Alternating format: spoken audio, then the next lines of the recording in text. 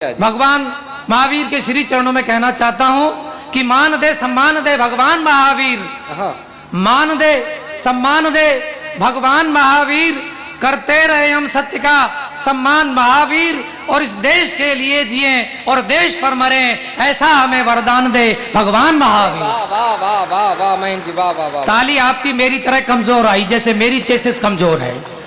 देखो अगर आपने ताली नहीं बजाई तो शहीद होने के पूरे चांस है मेरे, ये सोच लेना, नाम आपका लगेगा बागपत वालों का।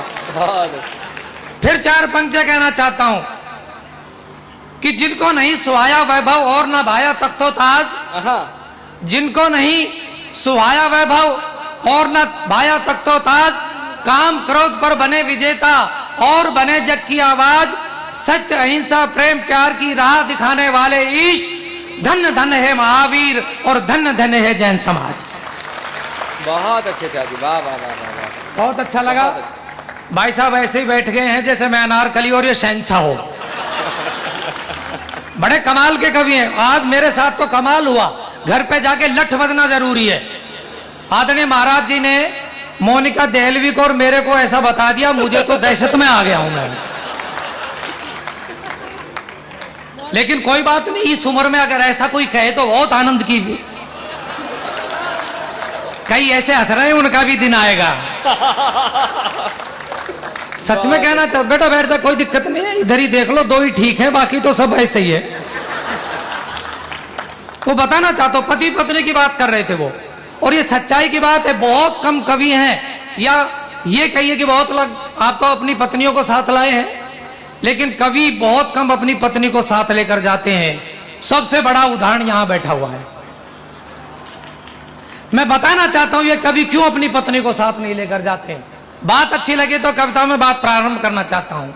हमारे एक मित्र चमनलाल, उनकी पत्नी को रहता है बस इसी बात का मलाल कि जब भी किसी कार्यक्रम या समारोह में जाते हैं तो पत्नी को साथ नहीं लेकर जाते हैं।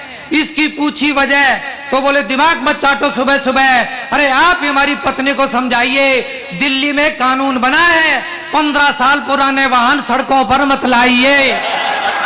बहुत अच्छे चाचा, वाह वाह। अब समझ लो हम क्यों नहीं लाते हैं, क्योंकि हमारे तो गैरेज में ही खड़े हुए हैं, डेंटिंग पेंटिंग चल रही है। ये पति पत्नी का चल रहा। बहुत अच्छे। बड़ा उन्होंने कहा पति पत्नी का। सौरभ भाई क्या, ये हमारे बैठे हुए ये बैठे, उनको मुसरानी कह दिया, मुरसानी नाम में मुसरानी कह दिया। होता है हास्य कवियों के साथ तो अलट पलट होता ही है। आज बड़े दिक्कत में तो बोले, यार मुझे गुस्से में मैंने आज पत्नी को 2 4 6 8 जड़ दिए। मैंने कहा ये तो बहुत दुष्कर्म काम किया तूने, पत्नी तो उसका सम्मान करना चाहिए। बोला गुस्सा आ गया था। फिर गुस्सा आ गया तो बोला मैंने 2 4 6 8 थप्पड़ मार दिए। मैं कहा 2 4 6 8 का क्या मतलब है? बोला बीच के तो वही मार रही थी। ये हमारा समाजवाद है। भाई साहब सौरभ जी फोन पे बात कर रहे थे, मैं आज सही कर दूंगा। मैं बड़ा अच्छे ढंग से पिच पे खड़ा हुआ हूं, कोई दिक्कत नहीं, मेरा बाद में नंबर आता मैं प्रणाम करता हूं। आज आपने मुझे ठीक समय पे उठा दिया, भगवान आपको भी ठीक समय पे ही उठाए। मेरा मतलब हाँ नहीं यार, पत्नी के बाद उठाए। तो बात थी, फोन चल रहा है। आप देखो होगा, मैं दिल्ली में रहता हूं, छोटी छोटी बच्चियां, लंबे लंबे फोन चलता रहता है, पता नहीं कौन। ये सौरभ भाई लग रहे 25 मिनट से फोन पे, कह दूं क्या 25 मिनट पे फोन पे लगे। मैंने सौरभ भाई से पूछ लिया, मैं कहा 25 मिनट से फोन पे किससे बात कर रहे हो? बोला पत्नी से। मैं कहा पत्नी सर वो भी 25 मिनट? बोला मेरी थोड़ी ही है।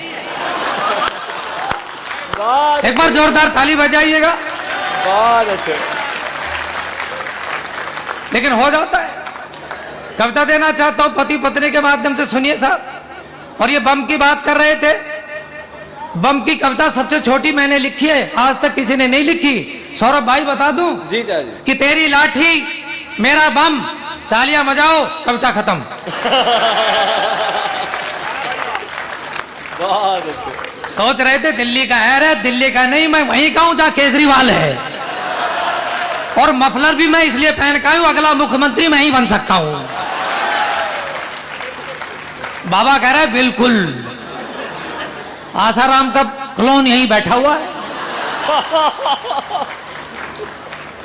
पति पत्नी के माध्यम से बहुत होता है। एक और मजा लीजिएगा, फिर दो कविताएं छोटी छोटी सुनाऊंगा। ये जितने भी हैं हमारे यहाँ शास्त्रों में लिखा गया, पति को पतिदेव परमेश्वर। आप पूरे देश में गणेश उत्सव मनाया गया, मैं यहीं से हाथ से निकालता हूं। अब ये सौरभ भाई हमारे मित्र, हम भी नोक झोंक कर लेते हैं। अब ये दोनों बेटे, अनामिका जी जब आई थी, मुझे याद है वो जब आई थी तो उसी समय हमें पता लग गया था कि वो बहुत ही श्रेष्ठ कवित्री इस देश को मिलने वाली है। आज ये दोनों पति पत्नी कविता प्रेमी है, कविता कर रहे हैं। ये बहुत कम बड़ी बात होती, बहुत बड़ी बात होती है। नहीं तो घर में एक कवि बन जाए तो दूसरा सुनना नहीं चाहता और ये सुनना एक दूसरे को। लेकिन एक दिन हो गया कब, ये कहने लगे अपने अनामिका जैसे कि काश मैं गणपति होता, काश मैं गणपति होता तो तुम सुबह उठती, मेरे पैर छूती, मेरी आरती उतारती, मुझे लड्डुओं का भोग लगाती, बड़ा मजा आता। ये बोले हाँ काश आप गणपति होते। अनामिका जी बोली काश आप गणपति होते, मैं सुबह उठती, आपके पैर छूती, आपकी आरती उतारती, आपको लड्डुओं का भोग भी लगाती, लेकिन साल के अंत में आपका विसर्जन करके नया गणपति घर में ले आती, बड़ा मजा आता। बहुत अच्छे चाचा। लेकिन साहब पति पत्नी में प्यार मोहब्बत तकरार ये चलती रहती है, होता रहता है। मैं तो रोज घर से लड़ता हूँ, शाम को प्यार करता हूँ, सवेरे लड़के चल देता हूँ, कोई दिक्कत नहीं। वो मेरे से नहीं डरती बिल्कुल भी, क्योंकि मैं भी उनसे नहीं डरता हूँ। ये समाजवाद है। एक कविता सुनाना चाहता हूँ पति पत्नी के माध्यम से, रिश्ते के माध्यम से। सुनिए साहब कि पहले तो पति पत्नी में हुआ प्यार, फिर वही हैवी वेट तकरार। पहले तो पति पत्नी में हुआ प्यार, फिर वही हैवी वेट तकरार। पति बोला तेरे रोज रोज के झगड़ों से तंग हो गया हूं, तबले से मृदंग हो गया हूं। तेरे रोज रोज के झगड़ों से तंग हो गया हूं, तबले से मृदंग हो गया हूं। इस मृदंग को सुरताल में बजाया कर, अरे भाग्यवान कभी कभी मायके भी चली जाया कर। पत्नी बोली ऐ मेरे हमजोली, भारतीय नारी हूं, जिंदगी भर साथ निभाऊंगी। अरे किसी नेता की जुबान थोड़ी है जो कभी भी पलट जाऊंगी। और मित्रों एक कविता और सुनाना चाहता हूं, लोहा लेना, मुहावरा। कविताओं से ही प्रारंभ करेंगे हम, क्योंकि ये मंच ऐसा मंच है। चाहे अंगार जी ने बहुत श्रेष्ठ कविता सुनाई, मैं प्रणाम करता हूं। एक बार जोरदार ताली अंगार जी के लिए दीजिएगा। बहुत अच्छे अंगार। लोहा लेना आपने पढ़ा होगा, मैंने मुहावरा प्रयोग किया, लोहा लेना। सुनिए साहब, बस अपना जोश बनाए रखिएगा, ताकि मैं बहुत पतला दुबला कवि हूं, आपके ही तालियों से चार्ज होता रहूंगा। सुनिए साहब कि मरीज की नब्ज देखकर डॉक्टर बोला, मरीज की नब्ज देखकर डॉक्टर बोला, आपकी नब्ज को बड़ी मुश्किल से मैंने टटोला, आपके शरीर में लो तत्व की कमी है। मरीज बोला ये बात मुझे बिल्कुल नहीं जमी है, अजीब डॉक्टर हो, रोग को पकड़ नहीं पाते हो, दर्द दिल में है और इंजेक्शन घुटने में लगाते हो। दर्द दिल में है और इंजेक्शन घुटने में लगाते हो, इस बात की पक्की गवाही दे रहा हूं। अरे शरीर में लोहे की कमी कैसे हो सकती है, हर रोज पत्नी से लोहा ले रहा हूं। भाई वाह वाह वाह वाह वाह वाह। अच्छा लगा, क्योंकि कविता के ऊपर तालियां बजती, बड़ा आनंद आता है, बहुत आनंद आता है। और अब एक कविता और सुनाता हूं, पूरे देश में सुन लीजिएगा। बड़े बड़े कवियों ने साली पे कविता लिखी, लेकिन एकमात्र मैं देश में ऐसा बहादुर कवि हूं जिसने साले पे कविता लिखी। अगर बता दो किसी ने साले पे कविता लिखी हो तो। नहीं लिखी ना, बिल्कुल ठीक है, करेक्ट। मेरा साला घर में आया साहब, मेरे 4 साले हैं, ईमानदारी से कहना चाहता हूं, ये दुर्घटना 4 साले हैं, 3 तो अभी घर से निकाले हैं, चौथा टिका हुआ है। आया और 35 रोटी नाप के खा गया। मैंने उसे 2 लोटे पानी के भर के दिए, तांबे वाले, उन्हें भी पी गया। फिर मैंने उससे पूछा भाई साहब और कुछ चाहिए क्या? वो बोला हाँ जी, लेकिन आफ्टर द ब्रेक। मैं कहा 35 रोटी खा गया, 2 लोटे पानी पी गया, फिर भी आफ्टर द ब्रेक, फिर भी और क्या चाहिए? मैंने पत्नी से कहा इसे निपटाओ, वो बोली यहीं रहेगा। दोनों में तर्क वितर्क हुआ, या महिला शक्ति बैठी हुई है, और तर्क से मैंने सिद्ध कर दिया कि मैंने आपकी बात की है। उठाइए आपके पास जोरदार तरीके से तो आप तालियां बजाना, और ये पुरुष वर्ग बैठा हुआ है, अगर सिद्ध कर दूं कि मैंने आपकी बात कही है तो आप ताली बजाइएगा, मेरा तो समाजवाद आ ही जाएगा। फूल और कांटे के माध्यम से कविता देना चाहता हूं कि जब भी मेरा साला घर आता है, जी चाहिए, जब भी मेरा साला घर आता है बड़ा मजा आता है। आटे का कनस्तर 2 दिन में टन बोल जाता है। जब भी मेरा साला घर आता है बड़ा मजा आता है, आटे का कनस्तर 2 दिन में टन बोल जाता है। ऊपर से पत्नी कहती है आपकी शर्म करता है 2 रोटी कमी चढ़ता है, आपकी शर्म करता है 2 रोटी कमी चढ़ता है। देखो ना आपसे कितना शर्म आता है, बेचारा सूख कर कांटा हुआ जाता है। हम समझाते हैं आप फूल, आपका भाई कांटा, बड़ा खूबसूरत है नाता, मगर कांटे का शरीर में ज्यादा देर तक गड़े रहना स्वास्थ्य के लिए अच्छा नहीं होता, इसे साफ कीजिए। पत्नी बोली माफ कीजिए, इसको घर में रखना हमारी मजबूरी है। अरे जानते नहीं फूल की रक्षा के लिए कांटे का पास होना जरूरी है, फूल की रक्षा के लिए कांटे का पास होना जरूरी है। आपने बहुत मन से सुना, मैं समय की सीमा को ध्यान में रखूंगा। ये जिसके भी भाई सौरभ जी कह रहे थे कि जिसके भी ये बच्चे हैं वो स्वतंत्रता दिवस मना रहे होंगे, बच्चे कमाल के हैं। दिल्ली के बच्चे तो और भी कमाल के हैं, हरियाणा के बच्चे तो और भी कमाल के हैं। मैं तो द्वारका में रहता हूँ, 3 बच्चे लंबी लंबी फेंकने लग गए। एक बच्चा बोला मेरे पापा ने नाले में डुबकी लगाई तो नदी में जाकर निकला। दूसरा बोला मेरे पापा ने नदी में डुबकी लगाई तो समुद्र में जाकर निकला। तीसरा बोला मेरे पापा ने छत पे लगी टंकी में डुबकी लगाई और पड़ोसन के घर में जाके निकला। ऐसे ऐसे बच्चे हो गए। स्कूलों में बच्चे पढ़ते हैं, एक बच्चे की टीचर ने बच्चे की नोटबुक पर लिखकर भेज दिया कि आप अपने बच्चे को स्कूल में निला धुलाकर भेजा करें, बच्चे में बदबू आती है। बच्चे की माँ उससे भी ज्यादा इंटेलिजेंट, उसने नोटबुक पर अपना नोट लिख के भेज दिया कि हम स्कूल में बच्चे को पढ़ने के लिए भेजते हैं, सूंघने के लिए नहीं भेजते हैं। हम कवि सम्मेलन में तालियां भी बजवाने आते हैं, खाली बैठने नहीं आते हैं। बहुत अच्छे चाचा जी, वाह वाह वाह वाह वाह। और 2 उदाहरण और देना चाहता हूं, फिर मैं अपनी कविता पे आ जाऊंगा क्योंकि समय की सीमा में जानता हूं। 2 बच्चे और देना चाहूं उदाहरण। एक बच्चा, देखिए कैसे हम हाथ से निकालते हैं सौरभ भाई। एक बच्चे से टीचर ने पूछा बेटा बताओ गंगा कहां से निकलती है और कहां जाकर मिलती है। बच्चा बोला जी प्रश्न दोबारा उठाओ। फिर उसने पूछा बताओ बेटा गंगा कहां से निकलती है और कहां जाकर मिलती है। बच्चा बोला जी गंगा अपने घर से निकलती है और मंदिर के पीछे जाकर गंगाराम से मिलती है। बहुत अच्छे।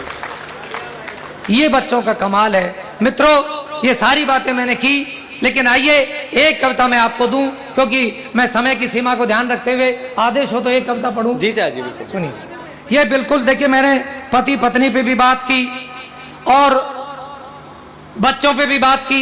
आप सोचोगे यहाँ कुछ युवा भी लोग बैठे हुए हैं तो प्रेम प्रीत की बात क्यों नहीं हुई, क्योंकि प्रेम नहीं है तो कुछ भी नहीं है। लेकिन ऐसा प्रेम नहीं जो आजकल के लड़के लड़कियां करते हैं।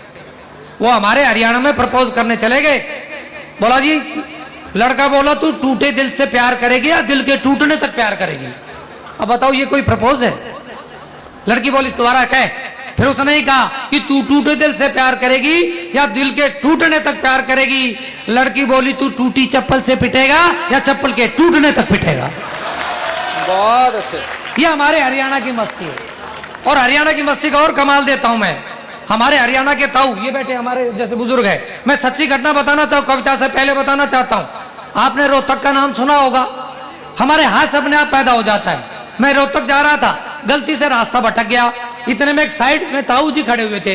मैंने ताऊ से पूछ लिया, मैं कहा ताऊ जी रोहतक जाना है। ताऊ बोल फिर जा। मैं कमाल है जाओ। मैं रोहतक स्टेशन पे पहुंच गया, वहां के और ताऊ जी मिल गए। मैंने उनके कंधे पे हाथ रख के फिर पूछ लिया, मैं कहा ताऊ जी कौन सा स्टेशन है। ताऊ जी ने कंधे से हाथ हटाया, बोले कोई स्टेशन नहीं है, ये मेरा कंधा है। फिर एक और ताऊ मिले, मैंने उन ताऊ से फिर पूछा, मैं कहा ताऊ जी ये ट्रेन हिसार जाएगी क्या। बोला बैठ के देख ले, और अब ताली रोक सको तो रोक लेना। बागपत के लोगों विशुद्ध कविता सुनाऊंगे। इसके बाद ट्रेन चली और थोड़ी दूर चली थी, इतने में टीटी आ गया। टीटी ने ताऊ से कहा ताऊ टिकट दिखा। ताऊ ने टिकट दिखा दी। टीटी बोला तो पुरानी है। ताऊ बोला ट्रेन कौन सी नई शोरूम तो निकाल के लाया है। बहुत अच्छे महेंद्र जी। तो मित्रों मैं कहना चाहता हूं कि हम कवियों को भले न कोई स्वागत द्वार मिले और भले ना सुरभित सुमनों का संसार मिले, अरे हम तो दिल वाले हैं, बस इतना ही चाहते हैं हमें तालियों भरा आपका पावन प्यार मिले। हमें तालियों भरा आपका पावन प्यार मिले। आइए 2 मिनट की कविता है, सुनाना चाहता हूं। इसमें मैंने कुछ उपमाएं दी हैं हरियाणा की उपमा और मिलेगी। ये सारे बड़े हस्ताक्षर बैठे हैं, सौरभ जी, अनामिका जी, ये सारे लोग जो साहित्य के मर्मज्ञ हैं। मैंने कुछ उपमाएं दी, बस ये 1.5-2 मिनट की कविता है, मैं सुनाना चाहता हूँ, मंच का आशीर्वाद चाहता जी हूँ। चाचा जी जीते रहो। इसका शीर्षक है मोहब्बत को सम्मान दे। कॉलेज का द्वार के बाहर लड़के ने लड़की से किया प्यार का इजहार। कॉलेज का द्वार के बाहर लड़के ने लड़की से किया प्यार का इजहार। तुम मेरे सपनों की मूरत हो, सच में बहुत खूबसूरत हो। तुम्हारी आंखें जैसे गीत के छंद, तुम्हारे होठ मानो श्रृंगार के मुक्तक, तुम्हारी अदाएं जैसे अजंता की प्रतिमाएं।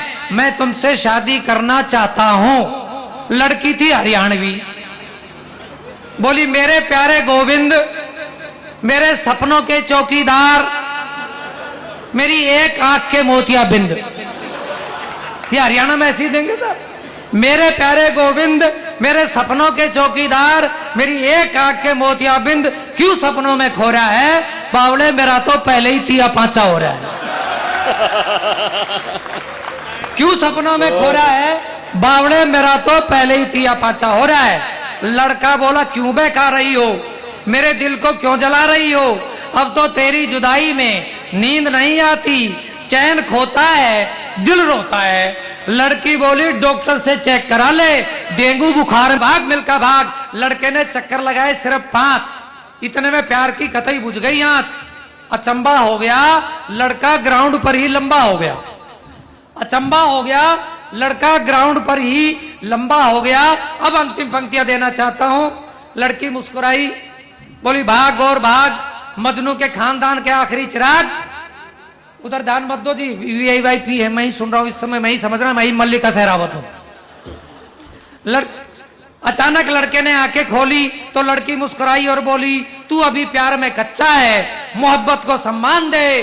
पिछले 3 साल से एक ही क्लास में पढ़ा है, उठ और पढ़ाई पे ध्यान दे। पिछले 3 साल से एक ही क्लास में पढ़ा है, उठ और पढ़ाई पे ध्यान दे। ध्यान दे गंदे होते हुए सामाजिक परिवेश पे, और ध्यान देना ही चाहता है तो ध्यान दे अपनी मिट्टी और अपने देश पे, अपनी मिट्टी अपने देश पे, अपनी मिट्टी और अपने देश पे। बहुत बहुत धन्यवाद।